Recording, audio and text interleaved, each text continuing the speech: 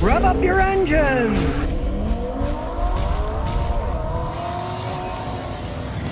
Well, here's some of the worst selling cars in the world. One is a Lexus LC. Now, it's a nice luxury car, cost $100 grand. Well, they've only sold 825 of them so far this year. Not that many people want to spend over $100 grand for a Toyota product. Let's face the facts, right? Now, the next one is the Audi e-tron. You see them advertise the electric cars, they're the future, blah, blah, blah. Well, they've only sold 779 of them the first quarter of this year. They talk about, oh, this is the future. Yeah, and that's how it is. 779. The first quarter. You know, millions of cars have been sold, and 779 of them were these electric Audis. Another one is a BMW XM. Okay, they sold 761 of them. Only so many people can buy these luxury SUVs from a company that's notorious for having problems. And the Genesis G90. Oh, they make great luxury cars, they all say, blah, blah, blah. They sold 703 of those in the first quarter. Not too great, you know? And believe it or not, they're still selling the Fiat 500, right? It's the Fiat 500X, the special one, right? You know how many they sold in the United States? 277 of them. Fiat still makes crap. The engines, transmissions blow up. So now only 277 people bought them. Then there's the Nissan GTR. They were saying, the new Nissan sports car, oh, look, it's going to be phenomenal. It's going to do all this, la, la, la, la, la, la. Guess how many they sold in the United States the first quarter? That's 3 months, right? 217 of them. It's not that great of a car. They talked about it's going to be something it really isn't. It wasn't radical anything, so the real car guys are like, meh. And the kids look at them, oh, I want one of those, but of course they don't have any money to buy a car that expensive, so they look at it, but they don't buy it. And the last might surprise you. It's a Toyota Grand Highlander, right? Now, that's their most expensive one. A lot of times the really expensive ones, they're not super expensive. The top trim is $65,000, and if you get something like the Jeep Grand Wagoneer that they have, neighbor bought, was $114,000. That I really can't understand. But even at the 65 grand for a loaded one, that's beyond what most Toyota people want to spend. And the last, no surprise at all, is Alfa Romeo. The Alfa Romeo Tonale. How many of those did they sell? 118 of them.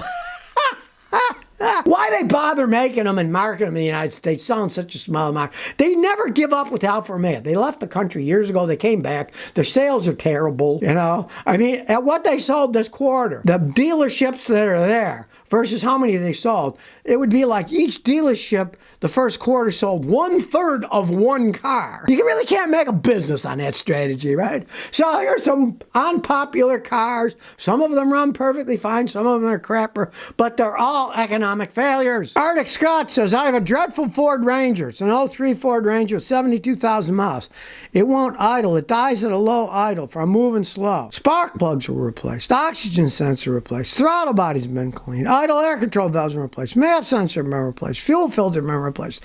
There are no codes. Help. Okay, well, often those will get vacuum leaks to cause them to stall. But if it's bad enough to make the car stall, you should have a trouble code that would say running too lean. When you get a big vacuum leak, it sucks air. Too much air, not enough fuel to run lean, it'll trip that code, right? So, I mean, you might have a vacuum leak. Check for that. If you really have no codes and it's dying like that, my advice, replace the fuel pump. You got a 2003 Ford Ranger, old enough vehicle, it's 21 years old. So if you really have no codes and does that, odds are your fuel pump's going out because it doesn't pump enough fuel at low speeds, it conks out. Often the fuel system that does that when it doesn't have any codes. Sir Bob says 2 out of every 20 starts, it takes longer to start for the last 2 years. Got 2011 Camry V6. It sat for 2 years. Changed the oil and everything, but now sometimes it starts, sometimes it doesn't help. All right, well, here's the thing. The car sits for 2 years. The gasoline has a tendency of turning into a gel substance. So the gasoline that was sitting in your gas tank and that was sitting in the fuel injectors gets jelly, clogs things up. First thing I would do would be have your fuel injection system power flushed and clean and change the fuel filter. That should fix it. Right? Because the gummed up stuff won't spray right when it's cold. It'll crank, but it won't start, right? And it's sat for 2 years, so that's pretty much got to be it. You definitely want to change that fuel filter because if the gel's in there, it's going to clog everything up. And you don't want a car to sit for 2 years. Cars are not made for sitting. Modern gas is mixed of all kinds of crap and additives, and it all settles down and gels out in a shorter period of time than it used to. 2-year-old gas is no good anymore. And sitting in a car all that time, it's just going to turn to gel and create all kinds of fuel injections. transmission problems. That's what happens with a car that sits too long. J77 says, should I get a Toyota Corolla CVT transmission or manual transmission? I don't know what to get. Probably the most reliable manual transmission of all time is a Toyota Corolla manual transmission. They can last forever, right? Do you care about driving a manual? Do you like driving a manual? Get the manual, right? Unless... this is a big unless. Are you going to keep it forever? If you're going to keep it forever, get the manual. Who cares, right? But if you keep your car shorter periods of time, you'd have to get the CVT because it's very hard to sell a Corolla manual transmission car when you're selling it to the next owner because something like 96% of Americans only drive automatics. They will not buy a manual transmission. The resale value is much lower. Now, I mean, what the heck? If you're like me, you're going to drive it for 20, 30 years, who cares? Get the manual. It's going to last forever. The Toyota probably makes the best CVT transmission in the world, but even that said, I don't like them. I would get the manual transmission if you're not going to sell it, if you want to keep it forever. Land says, here we go, more anti-EV gibberish. And F. Jem Berg says, my kids have EVs, they like them. Okay. Well, one, it's not gibberish. I am a mechanic. I fix things for a living. The reason I warn people about them is because they cost a fortune to repair when they break. It's new technology that's unproven, and you say your kids like them. Well, I have kids. They bought a lot of stupid things in their lives that they later regretted, you know? It'd be just like I said bad things about McDonald's hamburgers, right? They sell billions of hamburgers. It's been proven they're not any good for you. If you eat them, you get sick if you eat them all the time, right? But it's cheap food, so people buy a lot of it. Now, the problem with EV is there's no infrastructure. The battery systems are not ironed out correctly to whether they're going to last. Their range is limited. They actually create a lot of pollution. They wear tires out fast. You got micro rubber pollution flying over. There's no place to recharge them.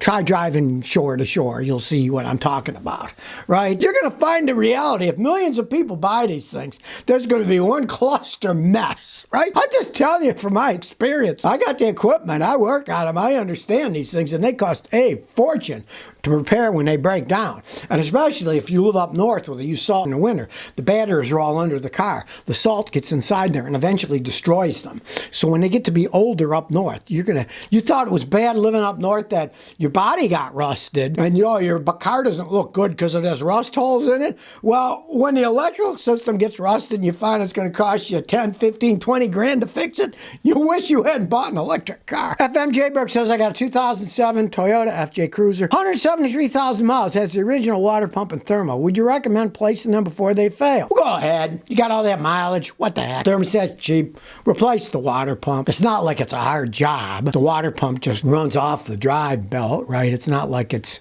some kind of crazy, you got to take the whole engine apart. I would. And then you won't have to think about it. And get OEM parts. Don't go to a discount auto parts store and buy the cheapest water pump and thermostat they have. Buy the original equipment, Toyota ones. You don't have to go to the dealer. Many places sell them, but don't buy the cheap Chinese stuff. TV Drone Genesis. Hey, Scotty, I got a 2013 Honda Fit. When I turn the key to start, when it's cold, it makes a grinding noise. But when it's warm, it doesn't. What could it be?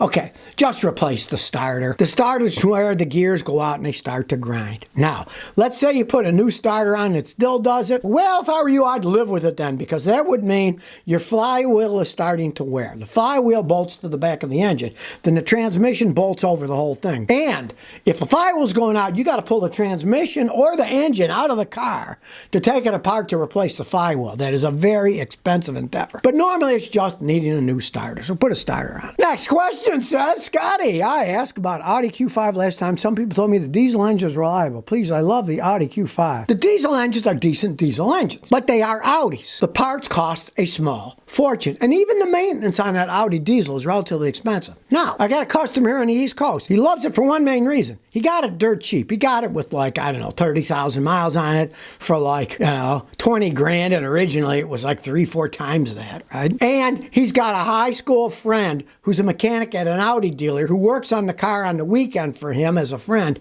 honestly, and only charges $50 an hour, where the dealers here charge $200 an hour. He's happy. But if you are not mechanically inclined and you don't know an Audi mechanic who'll give you a good deal working on a car, don't buy one. It'll bankrupt you. Their parts, their service are expensive. And if you don't maintain a German car like an Audi, it'll fall apart. And the maintenance is sky high unless you either do it yourself or find an honest guy like his friend he went to high school with who does it for $50 an hour. There's still big money pits if you're going to buy an Audi. It's just how those things are. So if you never want to miss another one of my new car repair videos, remember to ring that bell.